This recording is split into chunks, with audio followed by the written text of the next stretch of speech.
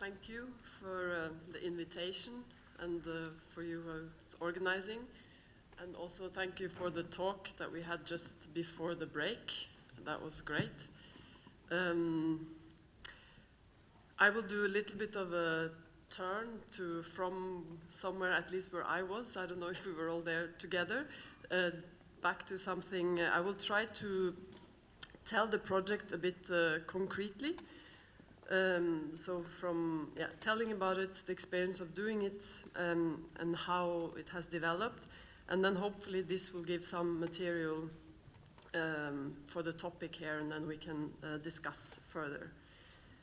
So I will mainly speak about Time Has Fallen Asleep in the Afternoon Sunshine, where there's two books, as we call ourselves, that are now in the museum, one in Dutch and one in English, which you could also perhaps experience. So I would like to start with a small passage, which I should probably have learned by heart, but I haven't. It's not my book, so I will just read it. Books bombarded his shoulders, his arms, his upturned face.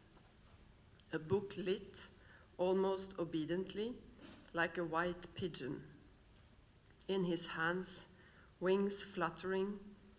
In the dim, wavering light, a page hung open, and it was like a snowy feather.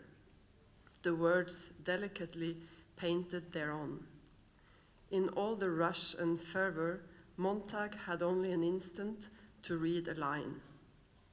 But it blazed in his mind for the next minute as if stamped there with fiery steel. Time has fallen asleep in the afternoon sunshine. He dropped the book. Immediately, another fell into his arms.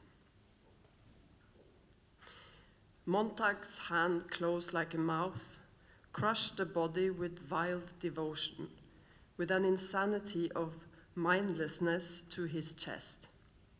He had done nothing. His hand had done it all. His hand with a brain of its own, with conscience and curiosity in each trembling finger.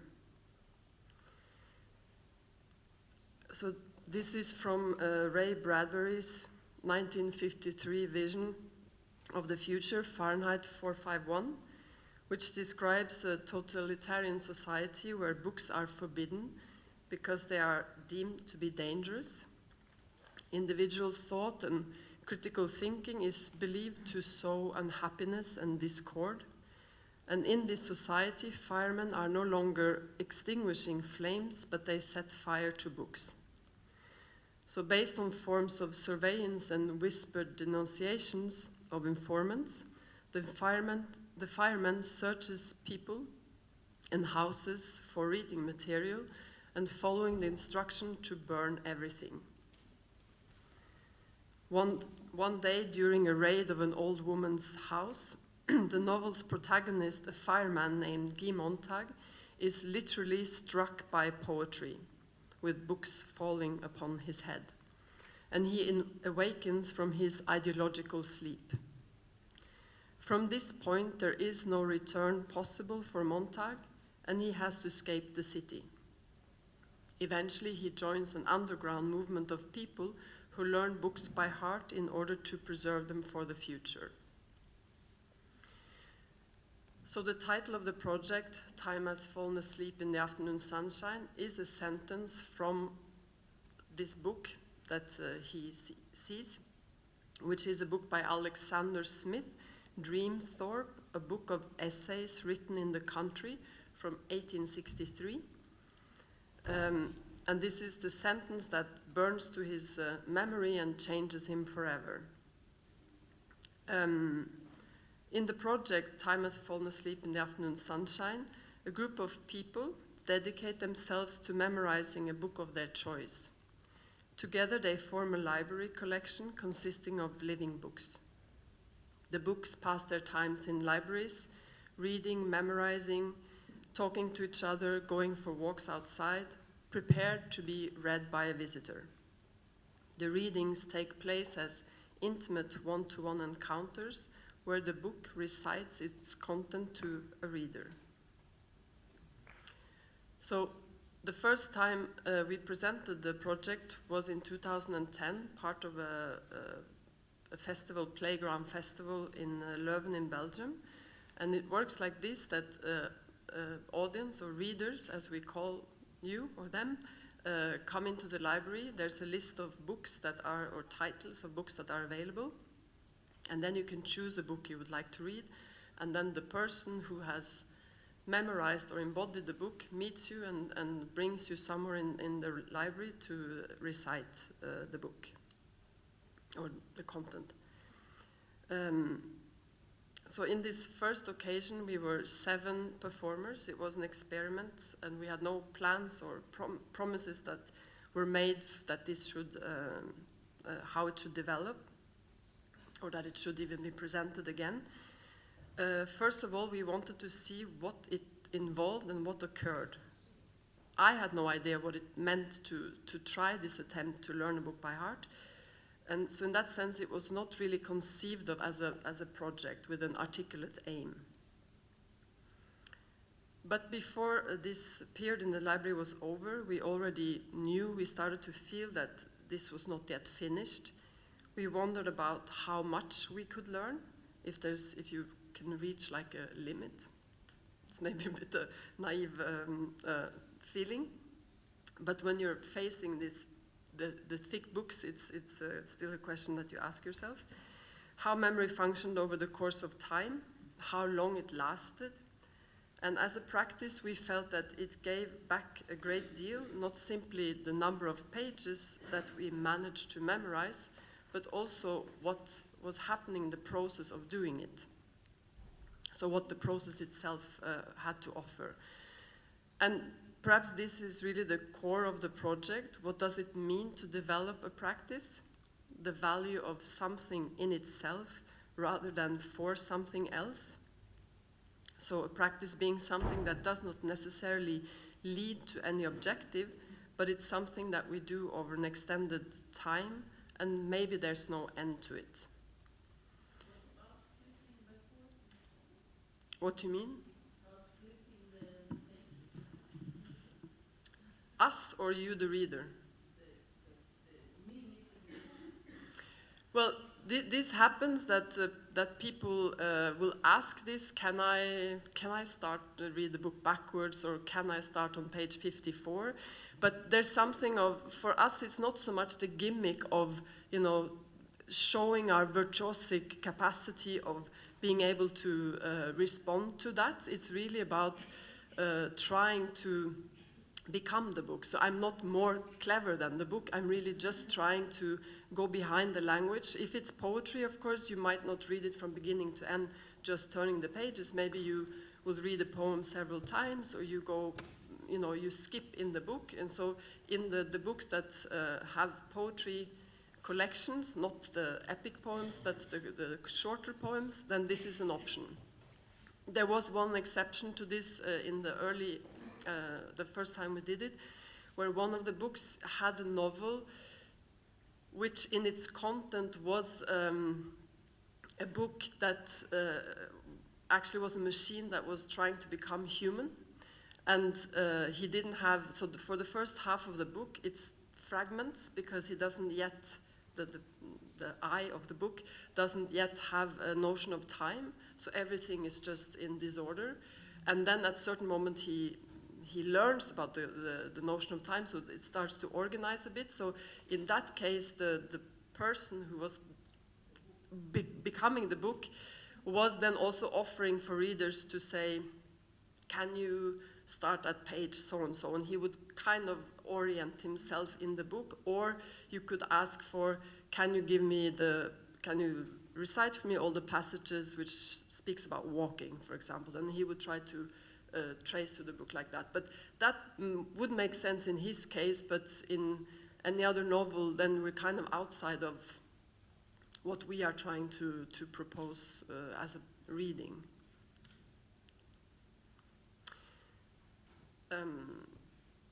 So to say reading, which is the original expression of the project, So we start out where Fahrenheit ends, where the protagonist has made his escape, joining the underground movement where people are learning books in order to preserve them for the future. So we are not really doing an adaptation of Fahrenheit, but we use this fiction to develop a practice and to explore what does it mean to learn a book by heart. So it's maybe not so much in the first place about preservation, or at least not in our context. Although sometimes we did also the project once in Palestine, and there, of course, there's another relation to censorship and what kind of books, like the distribution of books, and how that can be made underground also in a similar way.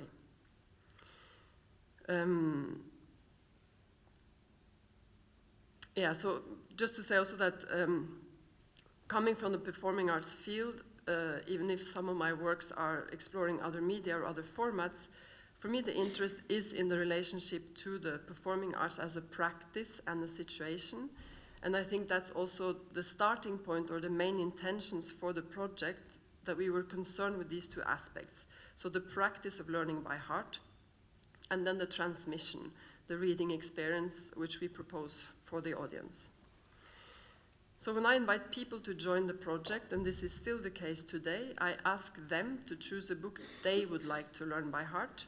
And for me, this is important, that everybody chooses him or herself the book they would like to become, and that it's not a choice made by me or by a curator or by any other external motivation. So the choice of book is really part of the project. First of all, I was thinking, if you're actually going to learn a book by heart, which is, could be also an utopic idea, you're going to spend a lot of time with that book. So the choice and how that choice is motivated, for me, seemed just important naturally. But then also that the collection is not supposed to represent a vision, mine or anybody else's.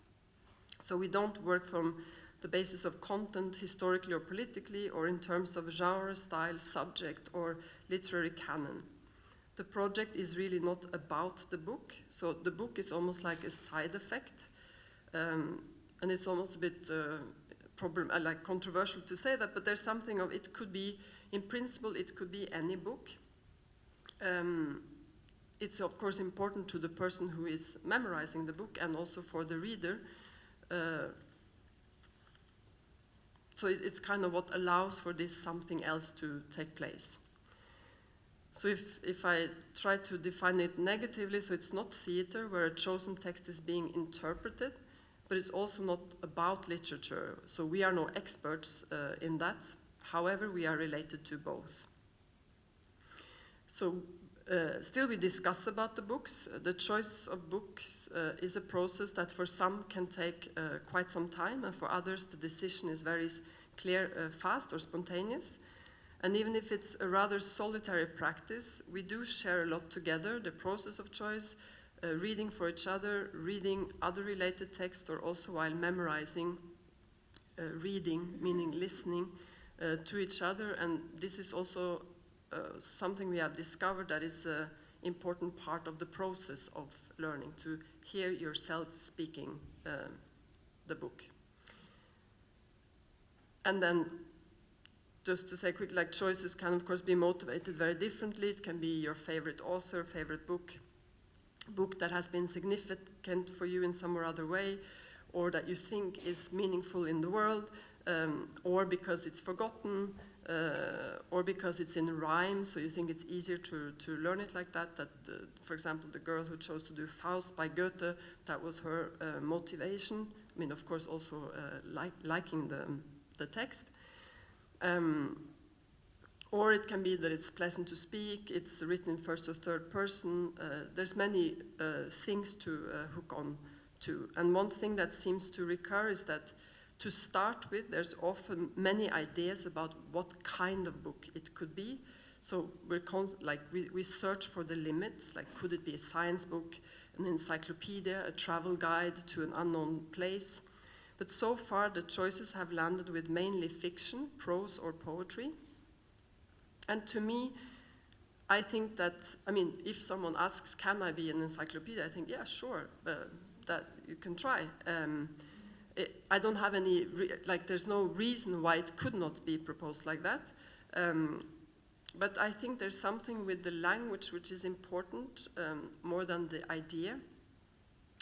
As one of the poetry books, En dagen et jaar by Herman Gorter, which is Johan, who's also downstairs here, says that the actual content or meaning of poetry is only a small part of it.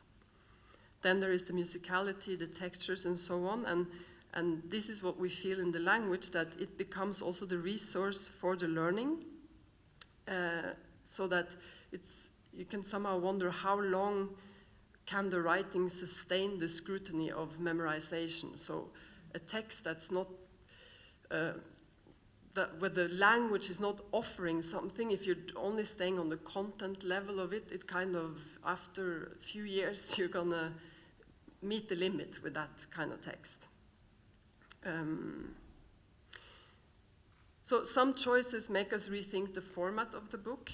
So now I'm thinking of a proposal of one of the performers who proposed to learn the diary of his old mother. So when becoming a mother in the 50s and 60s, she naturally stayed home while the men were developing their respective work and art forms. In her case, she was married to a famous Norwegian architect, and her brother was a famous Norwegian painter. But she had been a journalist before, and then having kids stayed home. And now at an old age with grown-up children, she had taken up writing during a stay in hospital. And so the book that the guy, the performer, brought in was one of her notebooks, which was filled from front to back with just her handwriting. And he read some selected passages for us, which she had, of course, agreed upon, and which was of very beautiful language, somewhere in between dream and wakefulness, and her observations about what was happening around her. And the question would be then, could his learning by heart of her book be a way to publish it? So who defines what is literature, and when is a book a book? Or with Aesop's fables, the man who chose to learn one of the many editions of the fables, by the words he was speaking, of course the activity is in relation to this oral history that goes back thousands of years in time. For my first choice, I'm a Cat by Soseki Natsume. It's a Japanese book, but translated in English. I chose this book because it seemed anonymous to me. I didn't know much about Japanese literature. It wasn't a reference for me, and for me that was also nice to not stay on the meta level of what we're doing, so to just really be close to the practice and then the transmission without any other additional meaning to it.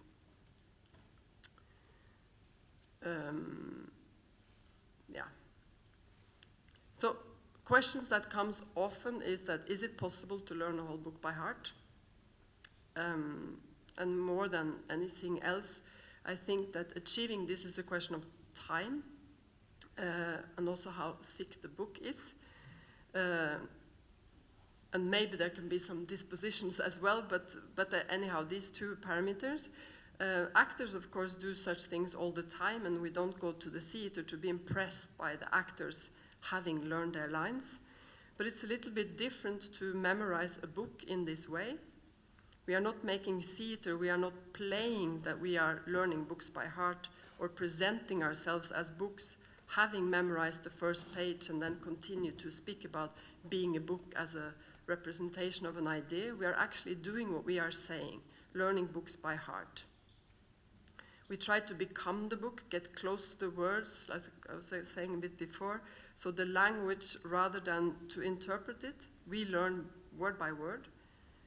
And we think of it as this image of going behind the text rather than performing it.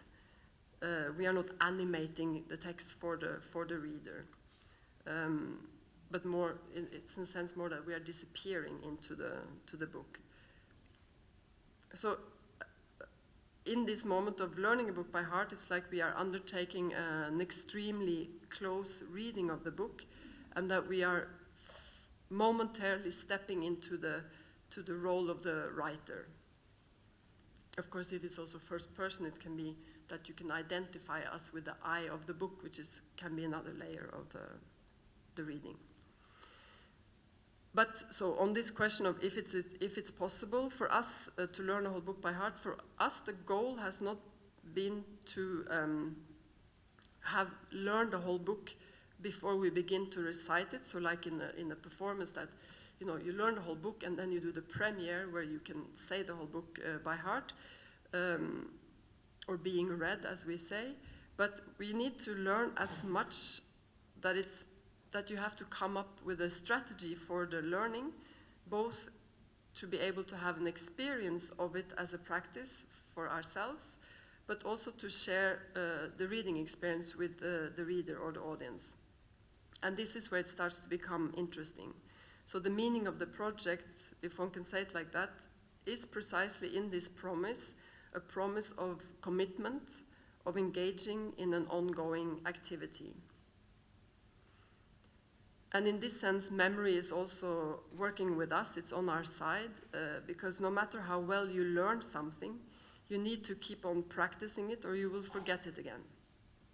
So if you choose to do War and Peace or Moby Dick or something like that, maybe you will have already forgotten the beginning before you reach the end. So seen in this way, learning a book by heart is a continuous process and there is no final result to achieve. So when we are presenting the project, usually it takes place in libraries, then the reading sessions are usually of half an hour. This is for two reasons, mainly that it's possible to accommodate more than one reader per day, but also to be able to sustain for ourselves to be in the duration of a day. But that means also that readers can come. Of course, in half an hour, you don't get to the end of the book unless it's a short story, maybe. But then readers can also come back, and then we continued from where we stopped. Mm-hmm. In the memory? Yeah, it's interesting because what we experienced when we were doing because it sometimes has happened that you have a gap in the memory, and actually it's not so. It's interesting. It's not like when you're on stage and you don't know your text and kind of the whole thing breaks down. But when this happens, it's more like I would even say like it's almost something that you can enjoy. Not something that you look for to reproduce, but when it happens, there is something of, it's like the moment when watching you thinking earlier. So there is something that's moving inside somewhere, and you're kind of participating in that. So sometimes, of course, the readers can be very empathic to say like, it's okay or something, and we're more thinking, yeah, it's fine. Like it's not, it doesn't have this feeling that you're, losing something. It's more that it actually reminds us that the human aspect of memory, and sometimes it can even be, if I think of in my book, the first part of my book, which is the one I've said most times, I mean hundreds of times by now, because I always start at the beginning. In my case, it's a novel. Then I know that I know it, so it's not that I'm thinking, oh, I'm unprepared, or I didn't do it so well, or it's there somewhere, but maybe I've said it already 6 times earlier today. So I'm in the passage, I'm thinking, did I say this before, or what happened? Or what also happens while you're doing it many times is that it's kind of like the image is like the text is growing thicker. So the text is the text that I'm speaking and you're hearing, and on top of that, there's all kinds of lines from when I was learning it, other readers, other situations, all these memories, spaces, things are on top of it, and also the capacity to think other thoughts, which is you know, in the beginning it's not like that, but after some time I have moments where I can be speaking my book, and at the same time I'm thinking of, it was interesting when she was speaking about that earlier, and like you can go off somewhere, and of course there you have to be careful. If I go too far, then I might lose, I don't know anymore what I was saying. Sometimes I come back and I have to think, I'm here now, I'm not sure, I don't have the memory of having said that paragraph, but I just have to trust that since I'm here, I guess I did, and you go on. So there is something of these gaps in the memory, which is, yeah, it's not necessarily because of losing the memory, it's more about something moving somewhere else. And then of course when you get to the, you know, often the last things we learn that are less stable or inscribed, of course there can be a real, you know, forgetting, or like a loss of something. And then that's more like, yeah, or memory that's fading. Yeah. It's really interesting because, you know, when you use the word recite, to recite, of course, like in terms of definition, it's the correct word in English, but recitation also for me seems too prepared to express the experience of the situation. And I only had that once, which was in Sydney when we did the project in a public library, and there was 5 books there. And the book that I chose to read was Bartleby by Melville, right? And it was the first time in my life that I read Bartleby, which was read by someone else to me. And you sit there in the stacks in the library among other books that are paper books. With this other book, this is a flesh book. And there was a moment that within that half hour, she forgot something. And you can start feeling that the forgetting is arriving. And all of a sudden, as a reader, you have, I'm pretty sure it was, you feel like you belong to that memory, or actually it's going to be okay, or your affective response is actually a kind of memory aid. I don't know, I'd like to think that. And it was amazing, it's like we finished the half hour, so the book was not done, so I came back the other day because I wanted the book, and she remembered exactly where we had stopped. Right? And she picked up and we finished the book. And so there's something about this, precisely this kind of affect exchange or this indeterminacy that is really beautiful and precarious. The precarity of the whole situation is really interesting. There's also something of sometimes when you're speaking in the book and there's a moment that you think like you forgot something. I mean, the reader might not notice, or you know, you just go on, but this thing kind of haunts you while you're going on. You think like, I didn't quite say that right. And it's of course not about being correct in the sense of some law or something, but there is this, you know, we try to be close to that, and it's even in the beginning when we were doing the project, people say, yeah, but you could also improvise then. I said, that's impossible. Like, I'm inside of that writing. Even if this writing might affect me in my speaking and how I can, you know, use the language, but I'm in no place of, it's not me also. So, yeah, it's interesting how that connects to the specific word or even in the moment with the reader. No, I love it because then it is, you're not you're you and the book. Yeah. Like, you're an assemblage of an object and a person. I mean, for me, you're a you. But there's a fidelity because it's what you are. Not to the book, but to being the book. And I was thinking, André, that the reader also has that object between you. The reader also knows there's a book, whatever it is, even though they don't know what it'll be. It's so amazing. And specifically because when the performer arrives, the performer or the book doesn't say, you know, I am Lygia Mestre or I am Mette Edvardsen and I'm going to read this book for you. They say, I am Bartleby by Melville, 1925 edition, blah blah Yeah. blah, and so you really related to this object.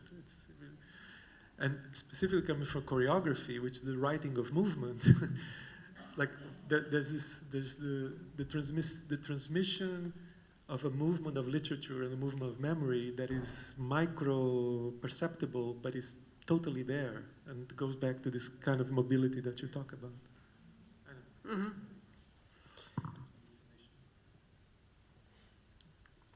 Well, in terms of also the practice, I will come back to those later, but in relation to choreography, there's also some,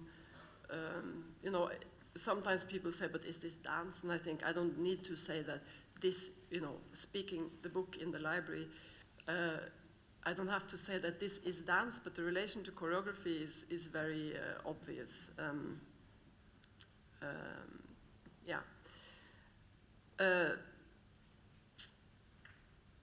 So another thing that's, when we are in the public library or spaces, there's also other activities that occur at the same time. So I like to think of this as the theater has a certain convention, is a certain space, and this public space, which is a more soft space, fluid space, one that we cannot control what is happening or where people are moving. And the readings are one-to-one encounters, but life goes on around it. And in this sense, there's also there's no direction or choreography of that moment. So I sit like this, or you should sit more like that, or all of this is changing all the time in relation to the reader and the activities that's happening around. So from the outside, it doesn't look very different than, you and me sitting together talking, or I may be speaking more than you, and that's maybe the unusual thing. But it's not something that you can detect a concentration, I think, or an energy, but it's not a visual something to look at. So in a sense, this listening, for me, I connect this also to the performing arts, that it's not only the visual thing, but still maybe we can say this is something like the inner being of performance. There's one performer and one audience. So it's a slow process to learn a book word by word, and there's a very clear delineation between success and failure, so you have it or you don't, and then there's these margins where it starts to disintegrate. But there's no magic trick, and then again, the purpose is not to memorize the most or memorize the quickest. It's the process that we are interested in, because this is a question we get many times. So did you learn any tricks to how to learn a book quick by heart? And I think this is also the difference between, what is content, as was mentioned a bit before, on what is knowledge. So, it's not about just putting content into the mind. There's something else that's taking place in the process, and I think in that sense it's a real practice and you cannot fool yourself and think you're doing it and at the same time do something else in the mind. Once you are reciting the book and it's really stable there, this is something else. But in the process of memorizing, it needs that full attention, and sometimes that's the biggest part of the work. Then once you are actually in that concentration, learning sentences goes quite okay, but it's difficult to get to that undisturbed place. In this sense, maybe you could compare it to, aspects of this to other body practices or even meditation, that there's something of the feeling of that. It brings you closer to yourself or in tune with something in yourself. So it's really like, when you learn, these are talks we have between us, the moments that you learn the best is maybe in the morning, or you follow a bit the curve of the day, and the amount is more like how much you can do in one day, but it's really, it brings you closer to also the rhythm and what you need. And then there's different types of memory. So memory can be in relation to the content and meaning, and so in a direct sense, you can kind of track in memory like that. Visual memory to the page, the sentences and words and oral memory to rhythms and sound when we hear ourselves speaking it. So what I was saying, it's part of the practice. We realize speaking it is also important. So you can memorize in your mind, and then the moment you're going to speak it, you realize that you don't actually know it. But then also muscular memory. And this can be also comparable, so what I was saying with choreography or dance in relation to space, tempo, rhythm, movement qualities. We also need to coordinate the mouth to be able to say it, to pronounce it, to say the words. And this was, for me, quite interesting discovery. When I was learning my book, there's words in English that are not, I don't know what they mean. It's kind of like like eloquent language. So I would look them up thinking that if I don't know what they mean, I won't be able to remember them. But in fact, understanding that what's more important to memory is that I'm able to pronounce them, to say them, to coordinate my muscles and ability of movement in this level. And then I can, because if I only know the meaning, it's not going to help me to remember it. And I think that's, if you think about it, I think that's actually quite a thing to understand. So yeah, what is more closely bound to the memory? Is it the understanding? So the understanding is kind of like what is, how do we, almost understanding becomes a bit of a poor word, a bit conservative even. Maybe that's a word that should expand and hold more things to it. One of the texts that I always share with new books is By Heart, 101 Poems to Remember, which is edited and with an introduction by the poet Ted Hughes. And in the introduction, he speaks about a method of imagination to learn poems by visual memory and creating images in a playful way. So reducing a line to a single word prompted by images, and where each word or image in the list brings the next. And he believes that provided that the poem is worth learning, the key words are enough to trigger the rest of the words in the phrase. And the conscious use of the visual imagination will bring the key word until eventually another kind of imagination takes over, the oral. And the oral memory is for many stronger than the visual. So contrary to maybe memory has been also attached to visual, we trace it back, like how that's been oriented. But he writes that even nonsense becomes memorable if the sound pattern is strong enough. And this is really something that in the course of, so you can say at the beginning of learning, there was a moment that referring to the visual of the page, I could orient by, okay, this is further down, this is more here, so it kind of is a support. But at a certain moment, by speaking it more and more and more, for me, the visual, the page has disappeared. There's, of course, other images that I'm producing, but the sound actually is what makes the rhythm of it. The sound and how it's spoken is what brings, keeps the memory or brings the text back.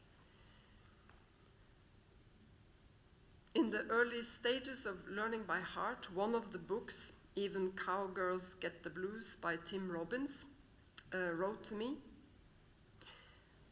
I have around 3.5 minutes solidly in my head now, plus a couple of extra minutes kind of half in there, although sometimes it doesn't feel like it's in my head, but rather stored somewhere between my mouth and my voice. So we say that we become the book, but the book also becomes a part of us. It affects our language. Sentences from our books may pop up in different situations and affecting the way we speak. and the way the book resides in us also changes over time. One of the books, the collected poems by Hans Favre, so Bruno, which is also here today, and he learned the book in Dutch, the original language, and then he's also learned the translation of the work. He wrote a text about being a book for a literature magazine, and he writes, "The poem has become a part of me, or I have become a part of the text. I have smuggled a larger, more timeless universe into my body. It is the idea roughly that I do not fit in my suitcase, but my suit does, and I fit in my suit."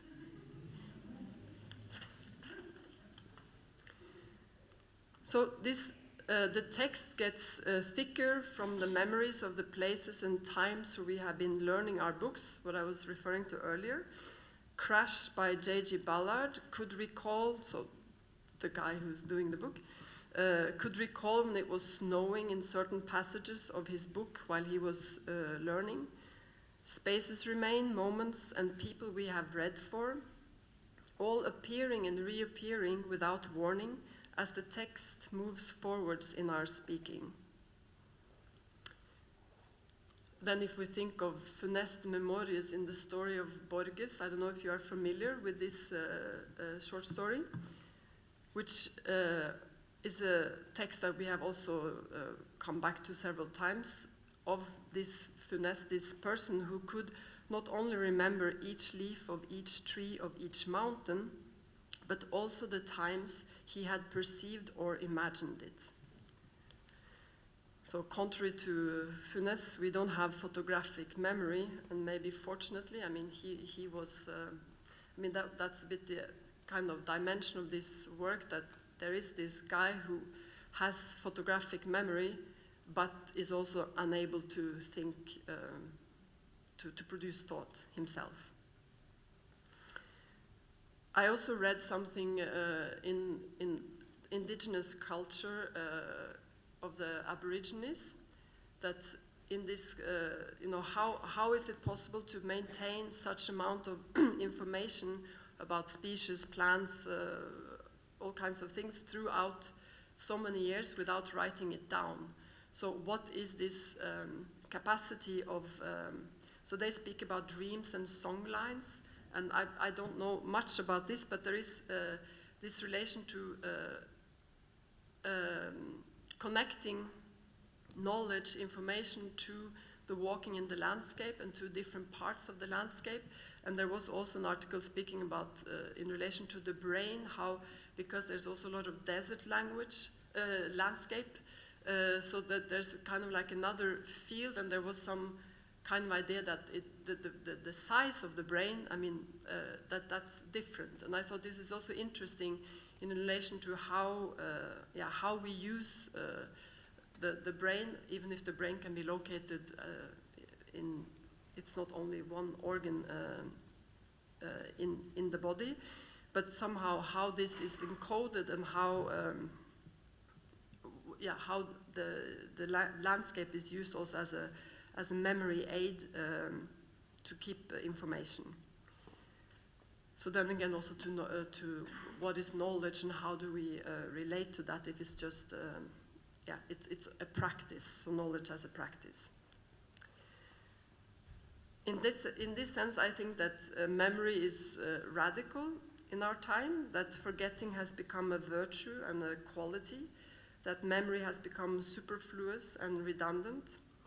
And in step of the acceleration of our time, it's more important to be able to navigate and move on. And technology does not simply make information available, it shapes the way we relate to it and what information is. But learning by heart is, like I said, also not about just acquiring content, at least not just in the form of information, but putting amounts of information into the head, but it's a process of knowledge. So in a world which is defined by novelty at all times, memory can be seen as a resistance to forgetting, and learning by heart as a gesture against efficacy and utility. if the purpose is to preserve these books for the future, there is perhaps more suitable technology, or at least technology that is simpler or even maybe longer lasting. Learning by heart has a long history and is still practiced in a number of cultures. So to develop it as a practice and sharing it with an audience as an art project is primarily to create an experience. I don't wish to claim that we are adding anything to the literary work itself. We create a reading experience. The situation which arises between performer and audience, or book and reader, is an intimate one.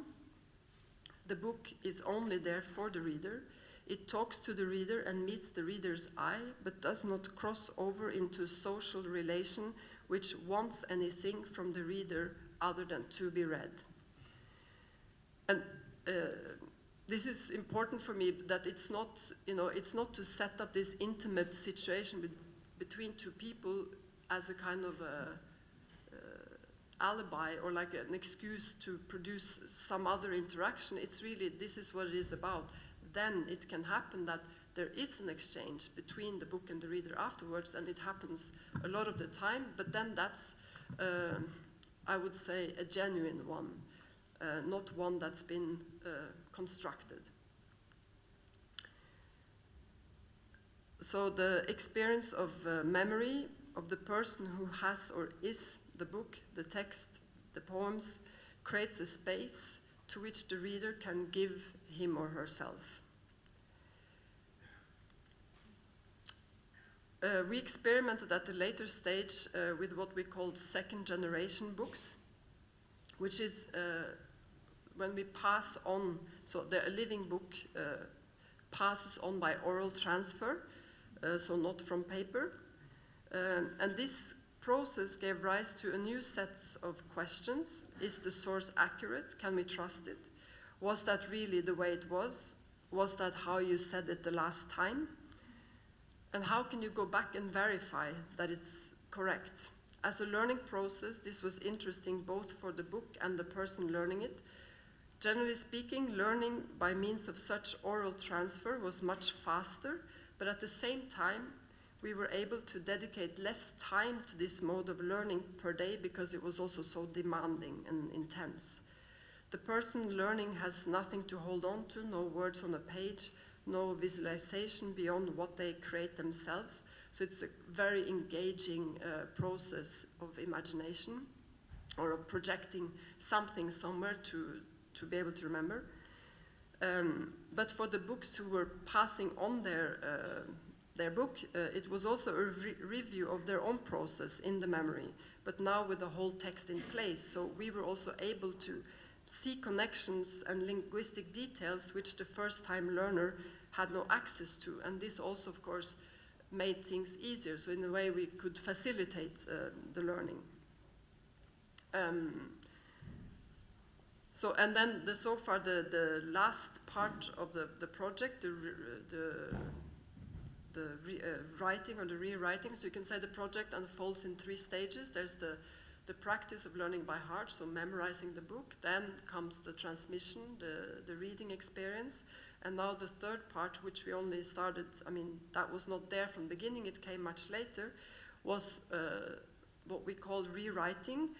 And I will go back to a passage of Ray Bradbury. So I quote, "And when the war's over, someday, some year, the books can be written again, and people will be called in one by one to recite what they know and will set it up in type until another dark age when we might have to do the whole damn thing over again." So in 2014, we started to write down from memory with some of the books. So if we follow this idea of Fahrenheit a bit further and imagine a society where books have become legal again, and the books that have been memorized and exist in the memory can be written down and become book objects again. So how will these new versions be written? What will occur during the process of writing?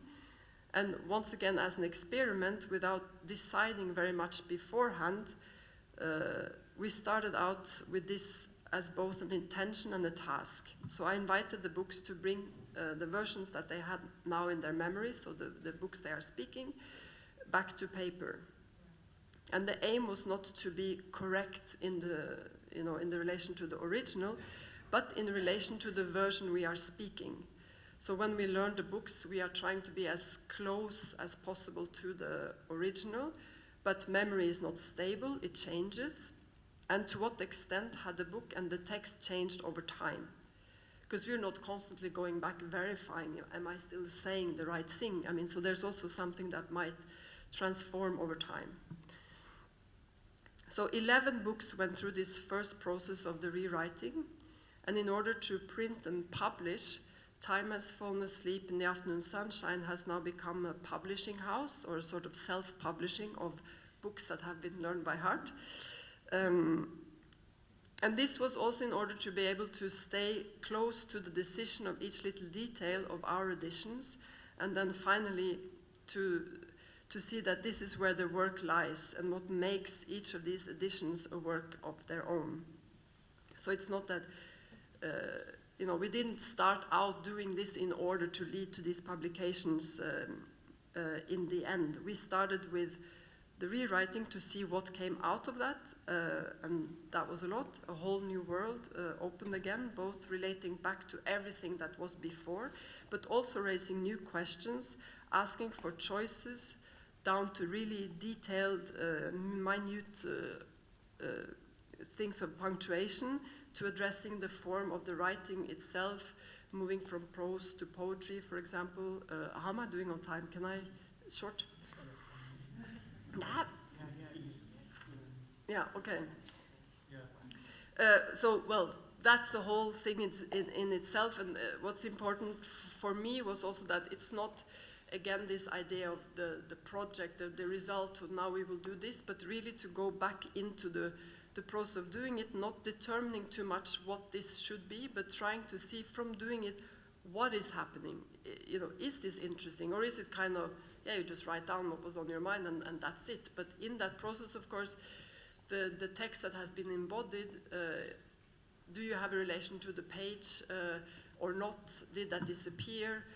In the moment of, for me, for example, the punctuation was a big thing. For me, the syntax seemed embodied. I didn't need the punctuation anymore. It seemed like that was in my rhythm of speaking it. But of course, the moment that I put it on the paper for someone else to read, I felt I had to add it again to kind of give that rhythm back to the page. Or then in one of the books downstairs of Hermann Gorter, which is really in verse form, it's also poems that were spoken very orally without speaking it really rhythmically. So in his version of speaking the book, it's more like prose, and then the rhyme is what kind of breaks through that.